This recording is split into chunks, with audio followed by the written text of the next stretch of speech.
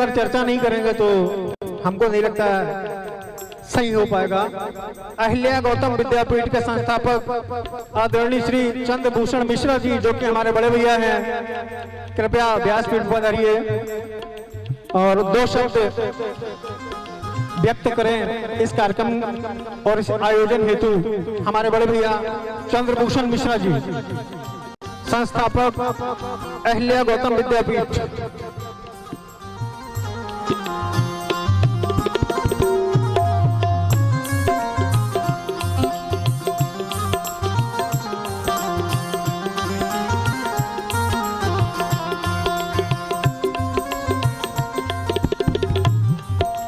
और आपके बीच मंच पर उपस्थित है आदरणीय हम सभी के अभिभावक चंद्रभूषण मिश्रा जी, और उनको सम्मानित करेंगे हमारे आदरणीय व्यास जी के पिताश्री।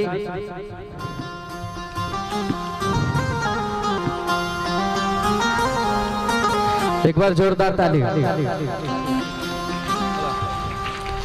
और कहते हैं कि जब वृक्ष की जड़ें मजबूत हो तो शाखाएं अपने आप खिलने लगती है।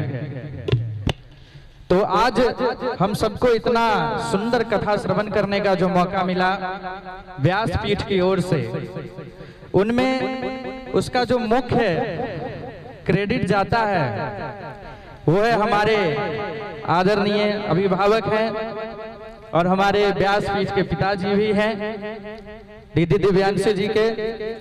तो मैं अभिनंदन करना चाहूंगा इनका, और हमारे चंद्रभूषण मिश्रा जी सम्मानित करेंगे हमारे व्यास जी महाराज के पिताश्री का। एक बार जोरदार ताली बजाकर हम सभी पूजा समिति और इस ग्रामवासी की ओर से इनका अभिनंदन, वंदन और बहुत बहुत धन्यवाद करते हैं। और आग्रह करते हैं कि हमारे सबके अभिभावक आदरणीय चंद्रभूषण मिश्रा जी इस कथा के लिए हम सभी के प्रोत्साहन के लिए दो शब्द आपके बीच में रखेंगे। बहुत बहुत धन्यवाद इस कार्यक्रम के आयोजनकर्ता सभी कार्यकर्ता सबको। और दुर्गा पूजा के अवसर पर एक कार्यक्रम होना एक अद्वितीय है। चूंकि हम लोग के यहाँ परंपरागत था कि दुर्गा पूजा के अवसर पर अल्लाह का नाच होता था।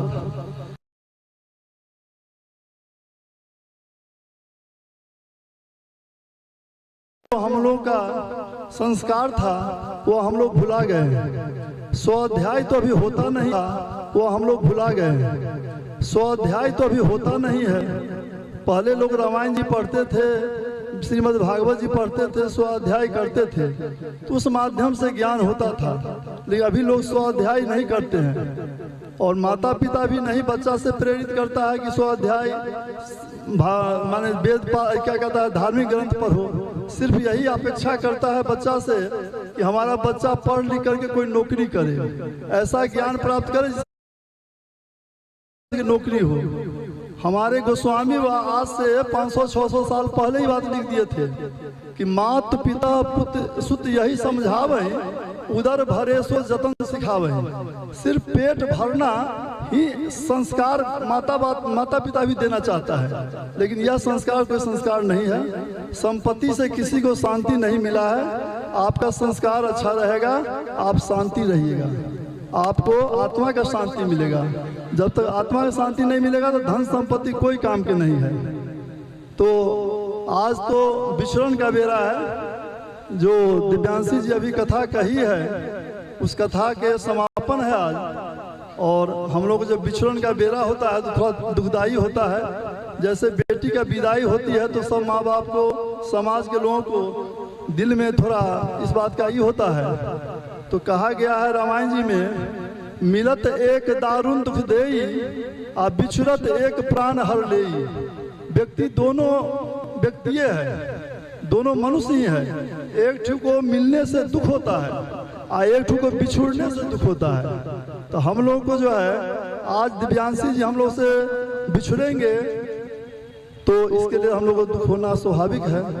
और सृष्टि का नियम परिवर्तन का है, इसलिए पुनः तीसरा बार इनका कथा हुआ है। फिर हम लोग अपेक्षा करेंगे इनसे और सभी आदमी का भगवान का दुर्गा जी का आशीर्वाद रहेगा तो पुनः इनका कथा हम लोग अपने बीच में कराने का प्रयास करेंगे। सभी आदमी का सहयोग रहेगा और सहयोग रहा है, अच्छा ढंग से कार्यक्रम हुआ है, इसके लिए बहुत बहुत धन्यवाद। इनका जो गायक लोग हैं, जो व्यासपीठ पर जो लोग ये लोग हैं गायक लोग, ये लोग भी बहुत अच्छा सेवा दिए हैं, इस सब के लिए बहुत बहुत धन्यवाद। अब पुत्रवती युवती जग सोई जाकर पुत्र राम भक्त होई, ये हमारे जो हैं गार्जियन दिव्यांशी जी के पिताजी, ये तो बहुत बड़ा सौभाग्यशाली हैं, इनका पुत्री भगवान के भक्त हैं।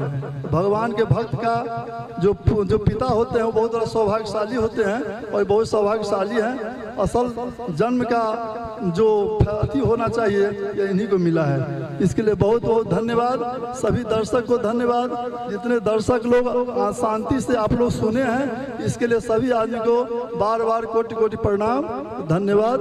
और इसी के साथ हम अपनी वाणी को विश्राम देते हैं। जय हिंद।